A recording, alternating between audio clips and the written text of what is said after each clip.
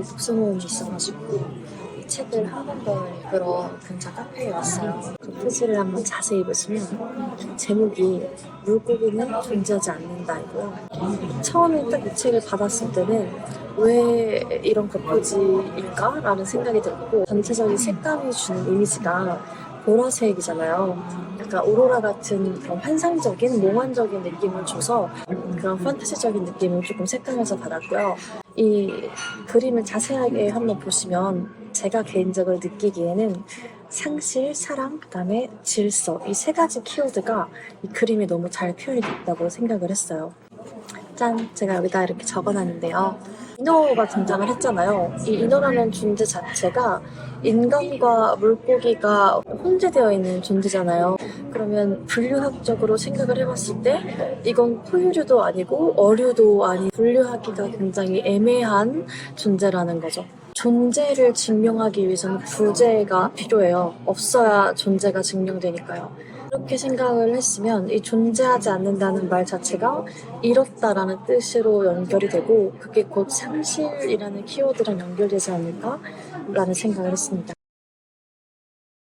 그리고 여기 보면 물고기와 함께 인어가 한 방향으로 헤엄쳐 가고 있어요. 같은 방향으로 이렇게 정렬이 되어서 헤엄쳐 가는 것 자체가 일종의 이 생명체들 간의 삶의 질서라는 생각을 했습니다. 이 사랑이라는 말 자체도 집착적으로 어떠한 것에 수집의 욕구가 있는 거는 사실 애정을 바탕으로 할 수밖에 없다는 생각을 해요. 사랑하지 않으면 그렇게까지 나의 시간과 에너지를 들이기가 좀 어려우니까요. 그리고 마지막에 이제 숨어있는 질서라는 것 자체가 이 방향이 통일되어 있는 그림을 통해서 표현되지 않았나 그런 생각을 하면서 이 책의 첫 페이지를 넘겨봤었습니다. 여기는 각 챕터마다 그 앞에 사파가 한 장씩 그려져 있는데요. 전 처음에 나왔던 이 사파도 참 재밌다라고 생각을 했는데요. 가까이 보시면 이렇게 사람 얼굴이 그려져 있어요. 포유류죠. 근데 여기 뒤에 있는 그림을 보면은 약간 척추뼈처럼 쭉 이어지는 것처럼 보이거든요. 제 눈에는. 근데 이 척추뼈는 포유류가 갖고 있는 대표적인 특성이란 말이에요. 그런 반면에 여긴 또 지느러미가 있죠. 이거는 어류가 갖는 대표적인 특성이고 심지어 이 모든 그림들이 애나토미라고 그러니까 해부학적인 그림으로 표현이 됐어요. 마지막에는 주석이 달려있잖아요. 라벨링이 됐어요. 그러니까 분류 작업을 했다는 거죠. 이 주인공이 얼마나 이 분류하는 것에 집착을 하고 있는지 그리고 분류를 하려면은 겉으로 보이는 것을 통해서 분류를 하는 게 아니라 사실은 해부학적으로 접근해서 그 안에 있는 뼈의 구조 이런 것들을 바탕으로 어떤 종인지 판단을 하는 거기 때문에 이렇게 다 발가벗겨진 그대로 투명하게 나타낸 이 그림이 참 이 주인공을 잘 나타내는 그림이지 않나 라는 생각을 했습니다. 한 가지 더 마음에 드는 그림이 있었는데요. 제일 첫 챕터예요. 이런 그림이 하나 있습니다. 천상열차 분야 지도 같은 느낌도 들고 그 별자리를 표현하는 그림이잖아요. 어떻게 보면은. 근데 여기 자세히 보면은 이 소년 한 명이 바늘에 이렇게 실을 빼서 이 동물들을 지금 다 연결을 하려고 하고 있는 거죠. 바늘과 실로 별을 꿰매는 그 작업 자체가 표본의 라벨링을 하는 과정과 되게 흡사하다는 생각을 했습니다. 해부학적으로 분류를 할 때는 뼈와 뼈를 맞추고 연결지어서 전체 표본의 모습을 나타내고 그걸 바탕으로 이게 분류학적으로 어디에 속하는 종인지 이런 거를 판단하고 마지막에 최초로 발견을 했으면 거기에 대한 학명을 발견한 사람이 정해주거든요. 그래서 그런 일련의 작업을 이렇게 너무나 서정적이고 예쁘게 표현한 게 마음에 들었어요. 이 책이 아무래도 인문학적인 비유뿐만이 아니라 과학적인 비유도 되게 많아요. 특히 연력학 제2법칙과 엔트로피 이 비유들이 정말 많은데요. 지구의 혼돈에 질서를 부여한다라는 수식어로 이 주인공을 설명할 때 주로 등장을 하거든요. 이 엔트로피라는 단어도 너무 재밌어요. 엔트로피 자체가 N이 그 에너지가 원래 에네르기파 이런 말 들어봤죠? 그 애니메이션 보면 에네르기파 이렇게 하잖아요. 거기서 나오는 그 에르, 에네 이거 자체가 에너지의 어원이거든요. 트로피는 트로페라고 전환이라는 의미를 나타내요. 엔트로피는 다시 말해서 에너지 전환인 거죠. 글자 그대로 해석을 하자면. 그래서 연력학체 이법칙이라고 표현을 하면 이 자연현상의 물질 상태나 에너지 변화의 방향을 설명하거든요. 근데 여기서 보면 삶의 질서를 부여한다고 했잖아요. 그 질서, 즉 방향이 있는 삶이란 거예요. 그래서 이 방향을 에너지의 변화 방향으로 설명을 한다면 이 연력학체 이법칙만큼 이 질서라는 단어를 잘 설명할 수 있는 과학 법칙이 없는 거죠. 별의 머리를 담근 소년이란 챕터에 짠 요런 사파가 하나 들어가 있어요. 책상에 앉아서 여러 식물들의 모습을 이렇게 하나하나 그림으로 자세하게 그리는 모습인 건데 이걸 보고 요즘에 핫한 카테고리인 보테니컬 아트가 생각이 났어요. 뭐냐면 식물의 실제 모습을 바탕으로 예술적인 관점으로 약간의 제해석을 첨가해서 세밀하게 그려내는 그런 미술 분야거든요. 과학 보고서가 없던 시절의 삶에서는 그림을 있는 그대로 그리는 것 자체가 하나의 관찰 보고서가 되는구나 라는 생각을 했습니다. 그래서 왜 그런 거 혹시 아시나요?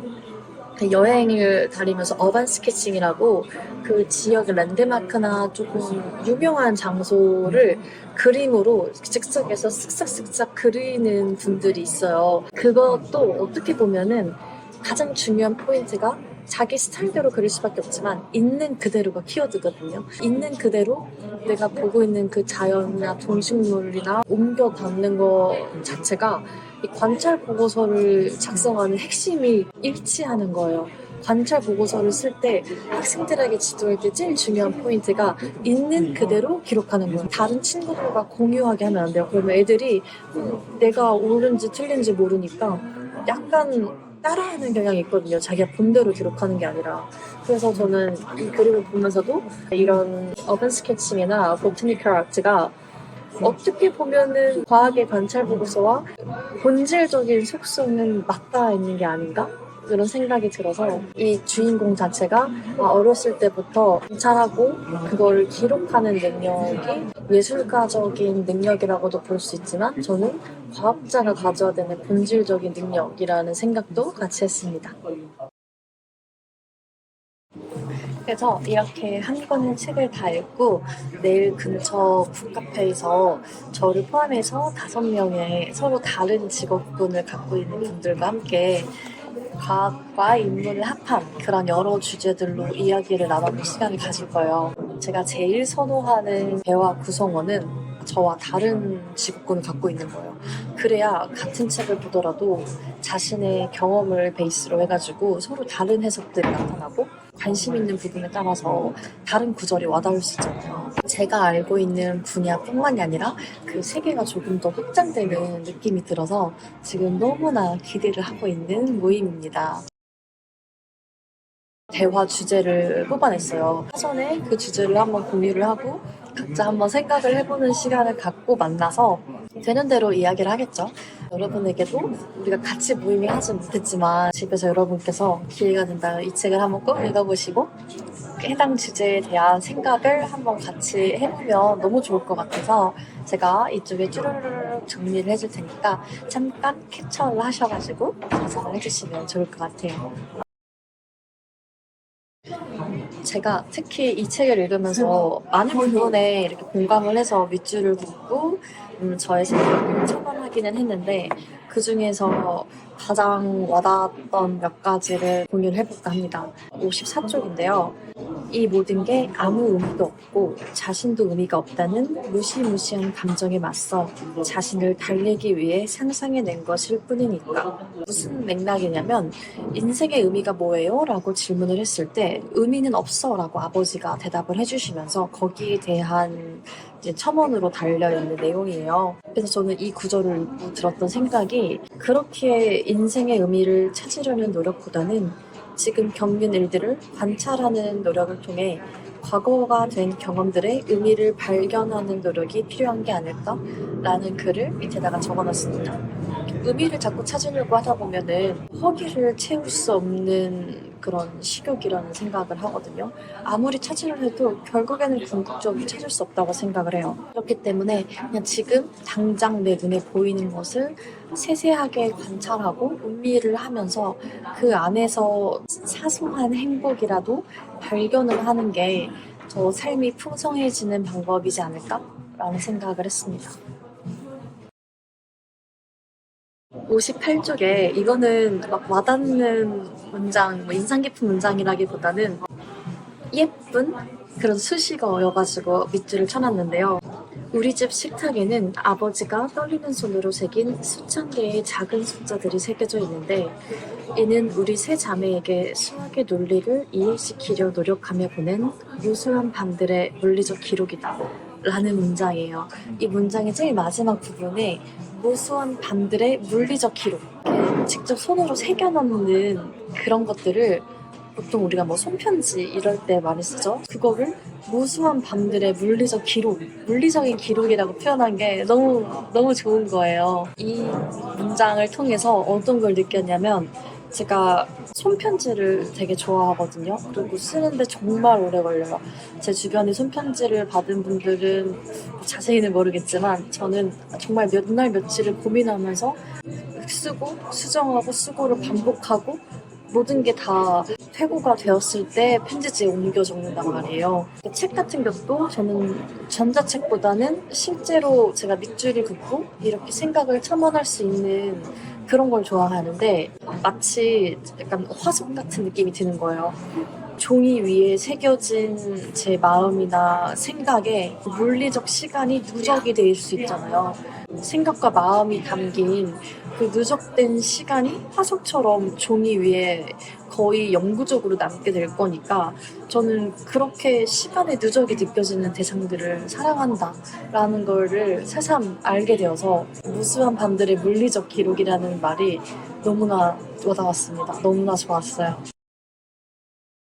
그리고 하나 더 65쪽에 보면은 나의 희망을 꺾는 침묵이 점점 더 강력하게 내 귓가를 울려대는 동안 연력학 제2법칙은 그 가늠할 수 없는 꼬리를 휘두르고 있었다.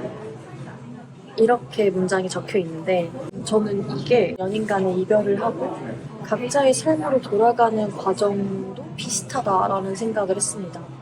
불만이 쌓아온 엄청 견고한 에너지가 있었을 텐데 그게 한 곳에 응집되어 있었잖아요. 둘 사이의 교집합에 한 곳에 응집되어 있다가 그게 어떻게 보면 서로의 의지로 굉장히 비자연스러운 거죠. 한 곳에 계속 응집되어 있는 에너지 자체가.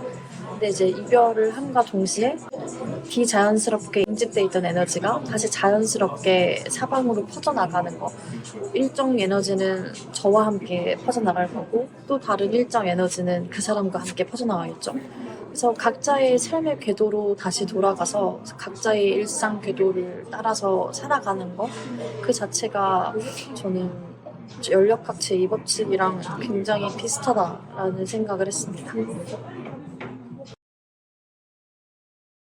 이 책의 주인공이 분류학자 직업이에요. 분류학자가 하는 일을 아주 쉽게 표현을 하면은 도대체 이 생명체가 어디에 속하는가를 바구니에 빠르게 분류해서 담는 거죠. 일종의 MBTI라고 보는데요. 요즘 사람들로 치면은 다 분류학자네요. 사람들이 MBTI를 읽는 것 자체가. MBTI를 즐기는 것 자체가 어떻게 보면 일종의 분류학적으로 사람 유형을 접근해서 빠르게 효율적으로 나눠서 어떤 사람인지 판단하고 싶어하는 거랑 비슷한 거거든요. 모임에서 대화할 주제 중에 하나가 스스로 본인은 사람을 잘 판단한다, 잘 본다라고 생각을 하시나요? 그리고 MBTI를 믿으시나요? 라는 질문도 하나 던졌어요. 그 이유가 분류라는 측면에서 봤을 때 요즘 사람들이 왜 이렇게 자기소개할 때 MBTI를 먼저 말할 정도로 진심인가? 어떻게 보면은 나를 이해시킬 수 있는, 이해받는다는 느낌도 있을 거고 다른 사람을 판단할 때도 아주 빠른 시간 내에 이 사람이 어떤 유형의 사람인지를 파악할 수 있는 분석 도구라고 생각을 합니다. 그런 차원으로 봤을 때 이 MBTI를 어디까지 신뢰할 수 있는지, 왜냐면 그 검사의 주체는 상대방이잖아요. 일단은 상대가 자기 스스로도 속일 만큼의 거짓말을 잘하면 사실 그 MBTI에는 그렇게 큰 신빙성이 없다고 생각을 합니다. 일종의 뭐 그런 빅데이터를 바탕으로 경향성 정도는 예측할 수가 있겠죠. 그래서 이런 걸 봤을 때 나는 사람을 어떻게 판단하는가, 낯선 사람을 만났을 때 이 사람을 빠르게 분류하려고 하지 않나? 라는 생각을 해봅니다. 제가 요즘에 다양한 직종의 사람들과의 만남도 잦아지고 뭐 하다못해 소개팅을 하든 이런 새로운 사람과의 첫 만남에서 대부분의 나이를 먹을수록 사람들이 인간관계에서 이렇게 몰입을 하기 전에 최대한의 위험을 피하고자 하는 그런 생존 욕구가 있다고 생각을 합니다. 그래서 빠르게 나와 이 사람이 맞는 사람인지 아닌 사람인지 함께 할 수 있는 사람인지 결이 다른 사람인지를 빠른 시간 내에 파악하고 분석해서 속전속결로 가고 싶어하는 어떤 그런 욕심이 반영된 게 아닌가라는 생각도 하면서 그 분류라는 작업 자체에 대한 본질적인 고찰, 사람들의 욕구에 대해서도 같이 의견을 나눠보면 좋지 않을까라는 생각을 했습니다. 제가 이 책을 통해서 영감을 받았던 부분이 있는데 여기 초반에 보면은 어떤 모집 글을 신문에서 보고 자연 캠프? 여름 캠프를 가게 되거든요. 찾았다. 두 번째 챕터인 어느 섬의 선지자라는 챕터인데요. 거기서 보면은 아가씨라는 사람이 자연에서 젊은 박물학자들을 모아놓고 직접 관찰의 기술을 가르칠 수 있는 일종의 여름 캠프를 꿈꿨다라는 구절이 나와요. 그래서 이 섬의 위치는 어떻고 어떤 것들을 관찰하고 싶어 하는지 이런 게 나오는데 저는 이거를 보고 딱 아이디어를 얻어가지고 최근에 그 롯데백화점 측에서 그 아이들 대상으로 과학 체험 프로그램을 하되 그 여름이라는 계절에 맞게 왜냐면 여름 시즌에 하거든요. 여름이라는 계절성을 조금 반영한 그런 프로그램을 만들어달라는 요청을 받았어요. 주제 자체가 Summer Festival 과학 놀이터예요. 그래서 자연을 관찰하고 그 자연을 통해서 얻은 그런 영감들을 직접 미술 작품이든 음악 작품이든 패션쇼든 창의적인 활동으로 아이들이 직접 최종 산물을 산출해보는 그런 활동들을 만들었거든요.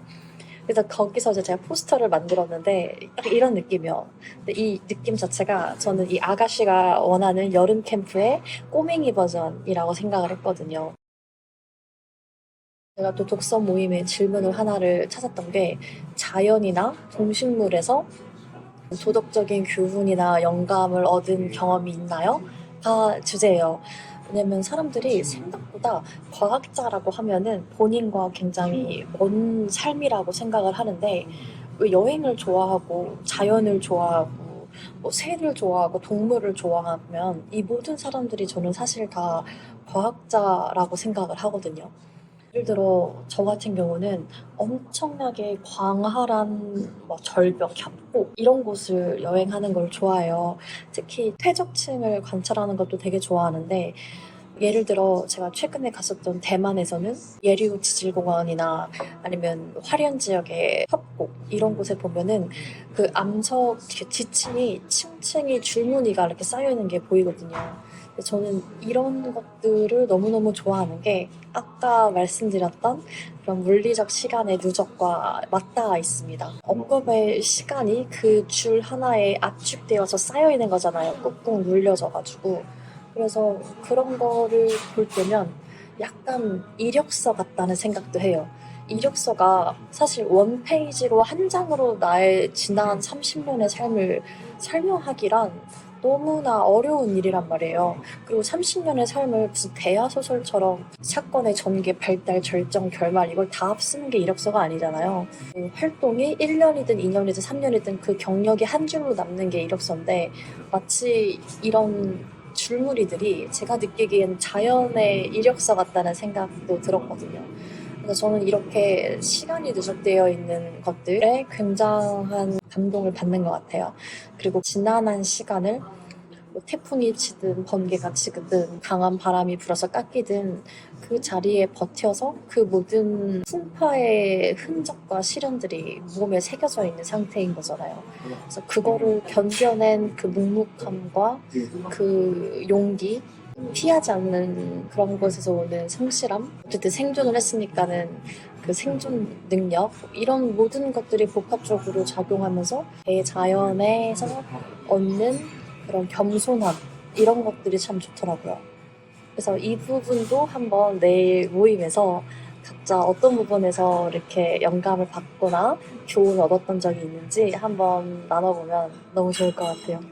그래서 제가 생각했을 때 최고의 선생님은, 최고의 깨달음을 주는 사람은 자연이 아닌가 생각을 합니다.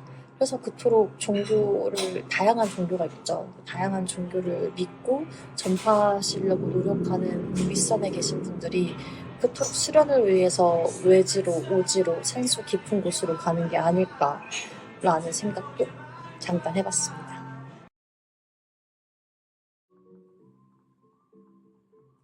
내일 독서 모임이 있어서 자기 전에 책을 한 번 더 읽고 있는데요. 진짜 너무나 좋은 것 같아요. 말하고 싶은 게 생각이 나가지고 영상을 틀었어요. 제목에 결론이 있어요. 물고기는 존재하지 않는다는 거예요. 앞쪽에서는 계속 분류학자들의 관점으로 바라본 물고기들에 대해서 말씀을 드렸는데 뒤쪽으로 가서는 분기학자라는 사람들이 등장을 해요. 그래서 그 분기학자가 말하기를 물고기는 분류학적으로 존재하지 않는다라는 결론을 주장을 하는데 결국에는 분류학자들마저도 그 의견에 일부 동의를 하고 마지막 자존심일 수도 있겠죠. 물고기는 존재하지 않을 수도 있다라는 말을 하기도 해요. 이렇게 처음부터 끝까지 어떻게 보면은 분류 작업을 하는데 진심인 사람이 이끌어가는 스토리잖아요. 그래서 요즘 많이 사용하는 MBTI에서 그 J라는 부분에 좀 더 집중을 해서 설명을 하면 재밌지 않을까 생각을 해봤어요. 이 J라는 게 흔히 사람들이 말하기를 뭐 계획 세우는 거 좋아하고 그러면은 파워 J다, J 중에 대문자 J다 이런 표현을 하는데 제가 생각했을 때 계획 세우는 걸 좋아한다, 잘한다 라는 건 표면적으로 발휘되는 행동적 특성이라는 생각을 했습니다.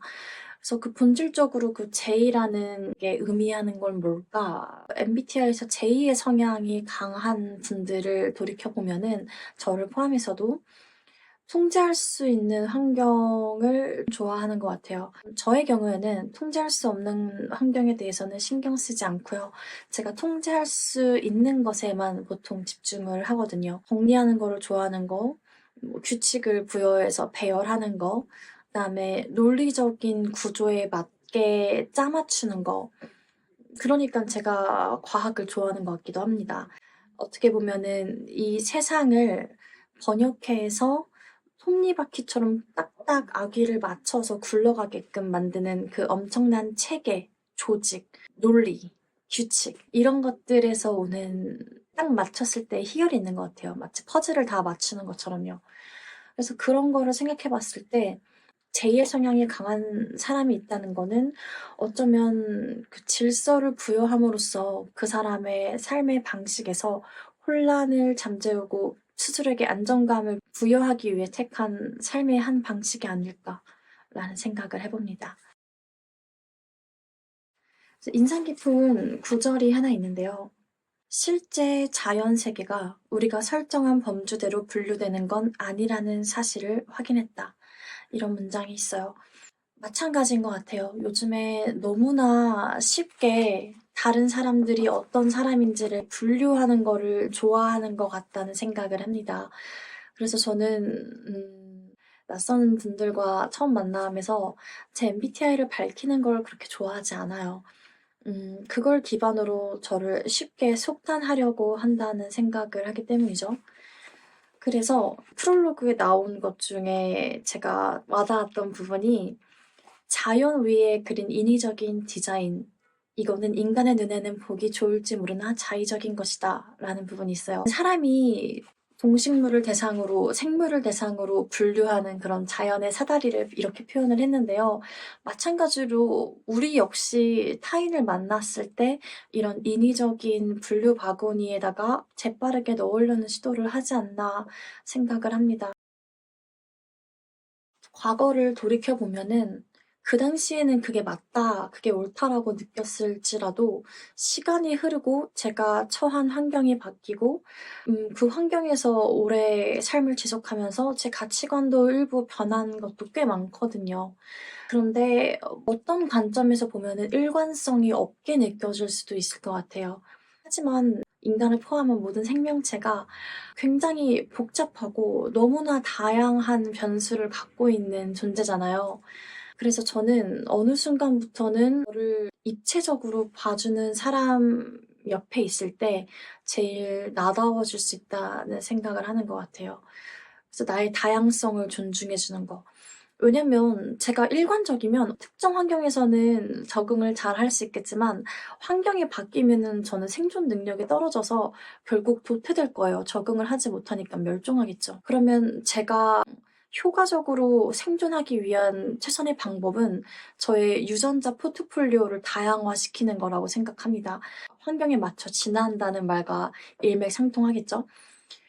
지금 제 주변에 남아있는 오랜 인연들을 돌이켜봤을 때, 뭐 중학교 시절에 나는 이랬을 수 있고, 고등학교 시절에는 이랬을 수 있고, 대학생 시절은 이랬을 수 있고, 또 지금의 나는 이럴 수도 있단 말이에요. 그러니까 저의 그런 환경에 따라 진화된 다양한 모습들을 그 자체로 봐주는 사람 곁에서 저는 가장 자유로움을 느끼는 것 같습니다.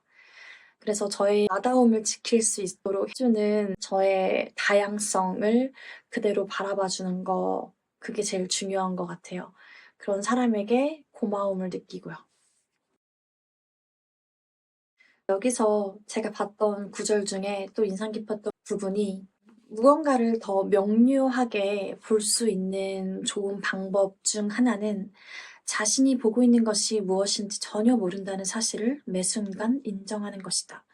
혼돈 속에서 모든 대상을 호기심과 의심으로 검토하는 것이다. 생각해보면 내가 어떤 대상과 긴밀한 관계를 맺고 가장 대표적으로는 연인일 수 있겠죠. 이 사람을 어느 정도 안다라는 생각이 든 순간 갈등이 생기는 것 같아요. 어떻게 보면은 저는 더 이상 그 대상에 대한 호기심을 갖고 그 사람을 있는 그대로 보는 게 아니라 내가 겪었던 그 사람의 과거 행동이나 말을 바탕으로 지금을 빠르게 그냥 판단하고 싶었던 거였죠.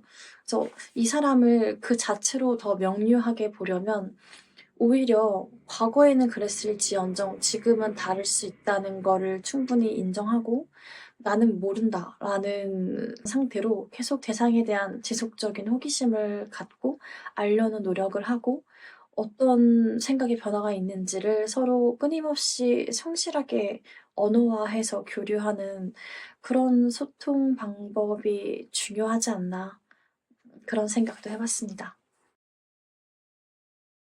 그래서 결론으로는 이 책을 읽었을 때는 이게 과학적인 비유들도 난무하고 과학을 전공하지 않은 이공계가 아닌 사람들이 읽기에는 다소 와닿지 않는 비유들도 있을 수 있겠지만 저는 이 책을 읽고 최종적으로 들었던 생각은 결국 사람을 사랑하는 방법 중 하나를 배운 것 같아요. 사람을 사랑하고 이해하고 있는 그대로 받아들이는 어쩌면 가장 확실한 방법은 그 사람이 어떤 사람일 거다라고 재빠르게 분류 바구니에 넣는 게 아니라 그 사람의 다양성을 인정하고 그대로 계속 바라봐주고 호기심을 갖고 물어보고 그 변화를 함께 공유할 수 있는 게 가장 중요하지 않을까라는 생각이 들어요.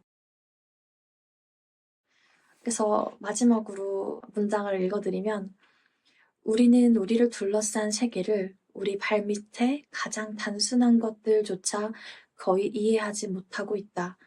우리는 전에도 틀렸고 앞으로도 틀릴 것이다. 진보로 나아가는 진정한 길은 확실성이 아니라 회의로, 수정 가능성이 열려있는 회의로 닦인다는 것이라는 문장이에요. 다시 말해서 저는 과거에 대한 후회를 그렇게 하진 않아요. 과거를 제가 수정할 수 있는 건 아니니까요. 근데 그 해석을 수정할 수는 있겠죠. 그래서 어찌 보면 그 당시에는 그게 최선이었고 그게 맞았다라고 생각합니다. 그때도 맞고 지금도 맞고 나중에도 맞을 거예요. 그게 제가 내린 제 삶의 결정이니까요. 하지만 그거를 뒤집어서 생각해보면 그때도 틀렸고 전 지금도 틀리고 있고 미래에도 틀리겠죠. 근데 그 모든 틀림의 가능성을 알고 앞으로의 미래를 계속 수정 가능성이 있는 기회로 삼는다면 누군가를 사랑하든 아니면 새로운 것에 도전을 하든 그 망설임의 시간이 좀 단축되지 않을까 싶어요. 왜냐면 언제든지 수정 가능성이 있으니까요. 과거를 수정할 수는 없겠지만 과거를 해석한 건 수정할 수 있겠죠. 그러면 제가 그걸 받아들이는 것도 수정할 수 있는 거고요. 현재는 지금 당장 내 손이 뻗치는 시간대이니까 그것도 수정 가능성이 있는 거고요. 그걸 바탕으로 미래를 어떻게 설계할지도 어쨌든 내가 선택하는 거니까요.